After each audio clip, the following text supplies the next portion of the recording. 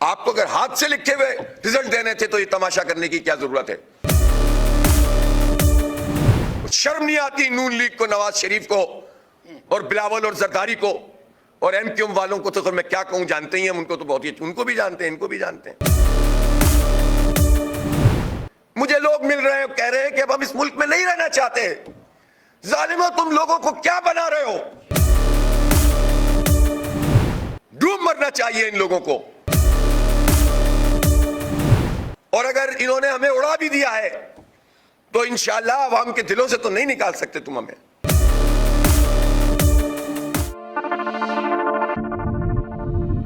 یہ کیا فراڈ پورے قوم کے ساتھ کیا جا رہا ہے؟ الیکشن کے نام پر 38 ارب روپے ضائع کر کے قوم کے، آپ کو اگر ہاتھ سے لکھے ہوئے رزلٹ دینے تھے تو یہ تماشا کرنے کی کیا ضرورت ہے؟ شرم نہیں آتی نون لیگ کو، نواز شریف کو اور بلاول اور زرداری کو اور ایم کیو ایم والوں کو؟ تو میں کیا کہوں، جانتے ہی ہم ان کو تو بہت ہی، ان کو بھی جانتے ہیں، ان کو بھی جانتے ہیں۔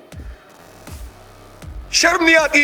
اس جعلی مینڈیٹ کے ساتھ یہ اپنی اسپیچز کر رہے ہیں، پوری قوم پر مسلط ہو رہے ہیں۔ ڈوب مرنا چاہیے ان لوگوں کو اور فکس کرنا چاہیے کہ یہ کیا لوگ ہیں اور یہ وہ لوگ ہیں۔ ہم اسٹیبلشمنٹ سے شکوہ کرتے ہیں نا، اسٹیبلشمنٹ کی گود میں جا کر بیٹھتا کون ہے؟ ان کے گملوں میں پرورش کون پاتا ہے؟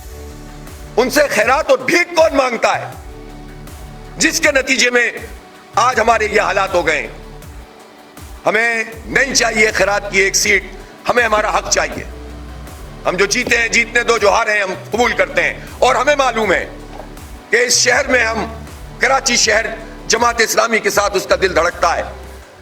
دنیا کے نزدیک میرا یہ فیصلہ اور میری ٹیم کا یہ فیصلہ بہت خراب فیصلہ ہو سکتا ہے کہ حافظ صاحب ایک آواز تھی آپ، میرا ایک آدمی بھی وہاں پر موجود ہوگا انشاءاللہ جماعت اسلامی کا، وہ اپنا حق ادا کرے گا۔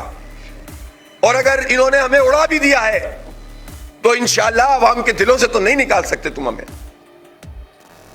ہم اپنی قوم کا، پاکستانیوں کا مقدمہ لڑیں گے، جمہوری طریقے سے لڑیں گے، پرامن مزاحمت کریں گے۔ ہم اپنے آپ پر پرامن جمہوری مزاحمت کا حق رکھتے ہیں، اور آج ہم نے پٹیشنز بھی فائل کر دی ہیں، کل بھی فائل کریں گے۔ مسلسل یہ عمل جاری رہے گا، اور ہم قانونی جنگ بھی لڑیں گے، سیاسی جنگ بھی لڑیں گے۔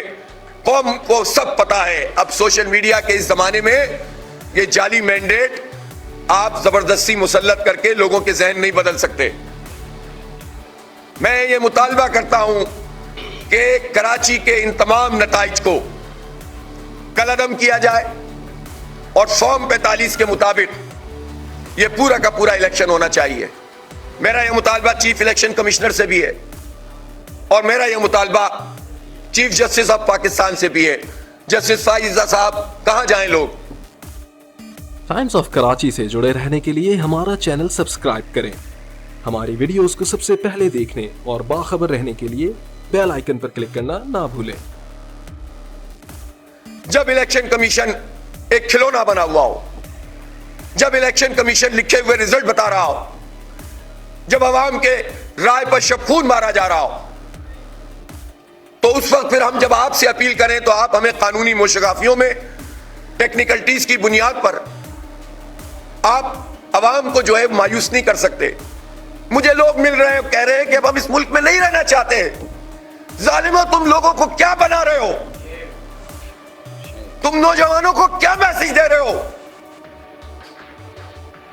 جمہوریت پہ سے اعتماد اٹھا کے تم کیا انہیں دہشت گرد بنانا چاہتے ہو؟ ان کے ہاتھوں میں بندوقیں پکڑانا چاہتے ہو؟ انہیں اسٹریٹ کرمنل بنانا چاہتے ہو؟